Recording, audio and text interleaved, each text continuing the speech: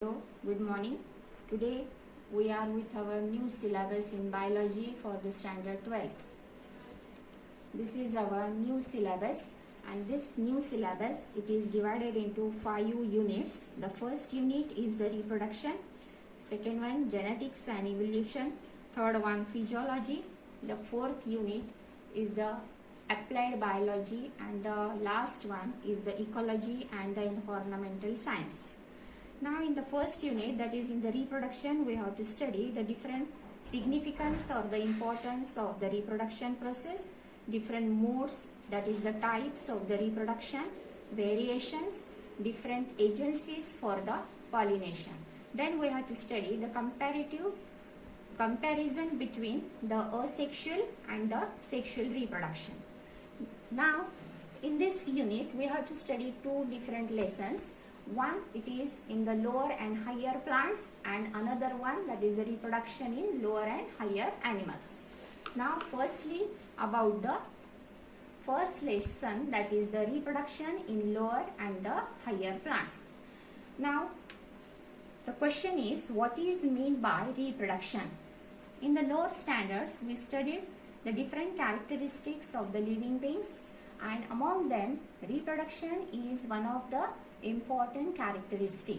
Reproduction is the process through which the living animals produces the new young ones, or the life is produced from the pre-existing life. And now the question is, why the living animals show the reproduction? And the answer is, all living beings show reproduction for the maintenance of the number or for the continuation of their life. That is, the reproduction is an essential process as it leads to continuation of the species as well as to maintain the continuity of life. Now this reproduction, when we observe in different organisms, it is very simple in the primitive organisms and it becomes complex in the advanced organisms. Basically, it is divided into two categories. One, that is the asexual reproduction, and another one is the sexual reproduction.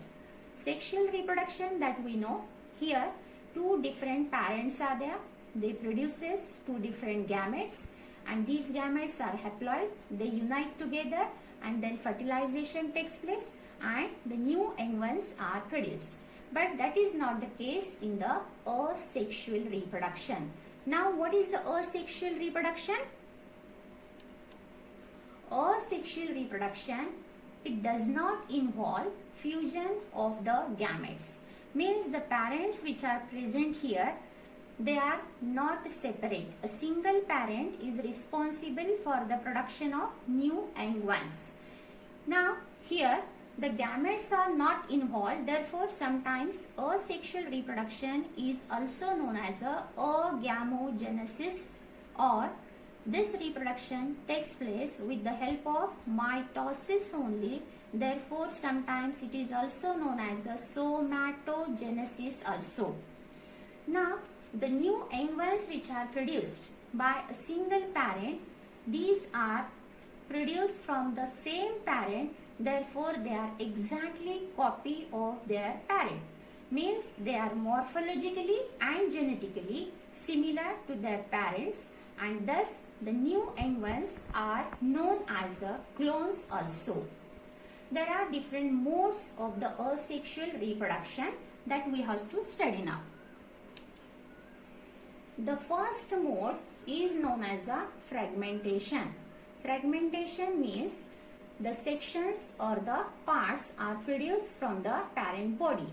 As we observed in this particular figure, that is in the Spirogyra, it is a multicellular organism which breaks into the fragments, and two new fragments are produced, and these two new fragments grow as the new Spirogyra. The next mode is known as budding. Budding is mostly common method in lower animals as in Protista, Porifera, Coelenterata and in some flatworms. As shown in the figure, it is the example, that is the yeast, which is a unicellular organism, and these organisms show budding when the surrounding conditions are favorable for them. What is the budding?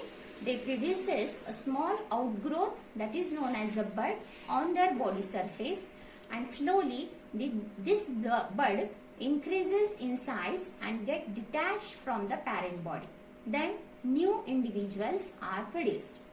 Budding is also observed in another organism that we study, that is the hydra. But main difference in between the yeast and the hydra is yeast is the unicellular one and hydra is the multicellular organism. Another mode is the spore formation. As we observe in this particular figure, that is the Chlamydomonas, asexual reproduction takes place in the parent body. There are 6 to 7 small motile structures are produced, and these structures are with the 2 flagella, and these small structures are known as the zoospores. Then later on the parent body ruptures and the new cells live their independent life. In this way the new individuals are produced. The next mode of asexual reproduction is the binary fission, as it generally seen in case of amoeba or paramecium. Look at this figure. The parent cell which is present, initially what happens, the nucleus which is present in the parent body, it divides. Then 2 nuclei are formed, that is known as a chiriokinesis takes place firstly, then later on slowly the cytoplasmic division takes place. Then 2 new daughter cells or the young ones are produced from the parent body. The another mode is the Poinidia formation. It is generally seen in the penicillium. Look this particular figure. The apical distal part, which is the free, that show the conidia. When this conidia get detached from the parent cell and it gets the new surface, it starts its new life. Then the another mode is the gemule formation. Mostly it is observed in the porifera, that is in the sponges. Number of arachnocytes are aggregated when the surrounding conditions are unfavorable, and when the conditions becomes favorable, the outer covering breaks and they gets free and new sponges are produced. Now in the nature, plant also show asexual reproduction by another method that is known as a vegetative propagation. Now the vegetative parts are those parts which are not concerned with the sexual reproduction, such as the roots, leaves and the stems. In the nature also, number of plants show the vegetative propagation, and this technique is also used nowadays for the benefits of human beings, and that is in the agriculture or in the horticulture. As these methods are known as a cutting, then grafting and tissue culture. Now firstly the cutting. What is the cutting? Cutting is taking off a small part, that is mostly the stem, that is the vegetative part from the plant body, and that particular part must contains 1 or the 2 buds, and the examples are the rose or the bougainville.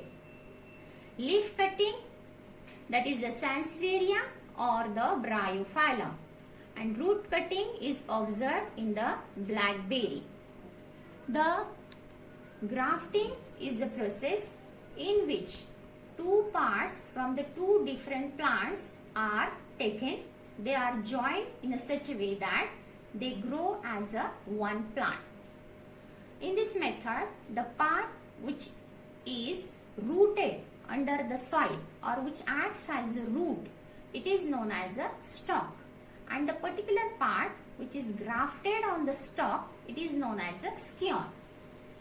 This scion must contain again one or the two buds.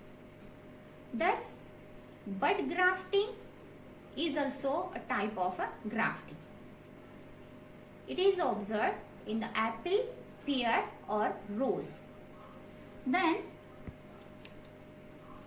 this is the particular figure that explains us how the grafting takes place.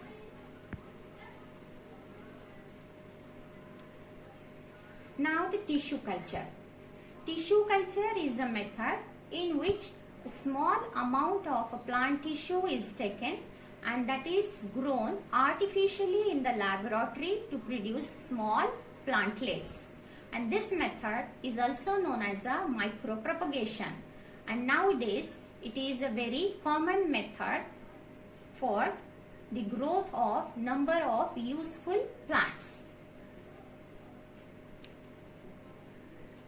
Now these are two questions on asexual reproduction.